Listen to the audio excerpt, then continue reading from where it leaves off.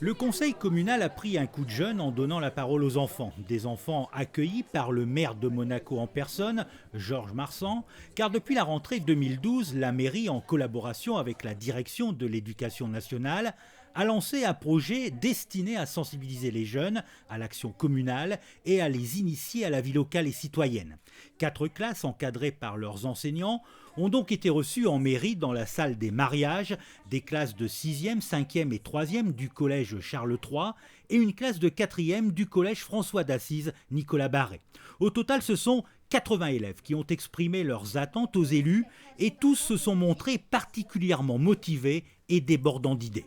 Les élèves étaient très motivés, c'est même eux qui m'en ont parlé parce qu'ils ont vu sur le journal de la mairie que la mairie proposait le projet communal junior et j'ai une élève qui est arrivée en disant c'est toujours les autres et c'est jamais nous.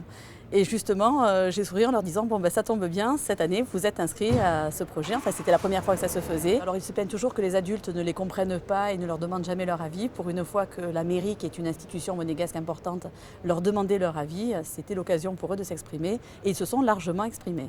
Les collégiens ont exposé leurs projets qu'ils ont conduits durant l'année scolaire et parmi leurs propositions, le développement des activités sportives et notamment pour une grande majorité de garçons, l'aménagement d'un skatepark, une proposition qui n'a pas laissé insensible le maire. Beaucoup plus de sport, le skatepark qui revient vraiment, donc le skatepark c'est vrai que c'est quelque chose de très intéressant. Il y a quand même beaucoup de nuisances, mais nous on va s'attacher à étendre le skate à Monaco parce que c'est quelque chose que les jeunes demandent en priorité. Les filles, elles, ont souhaité la mise en place de cours de cuisine ou d'un concours de cuisine en mettant en valeur le marché de la Condamine. Et là encore, l'idée a séduit le maire. C'est quelque chose qui me tient à cœur parce qu'on a parlé du marché de la Condamine, on a parlé chez Monte Carlo exactement.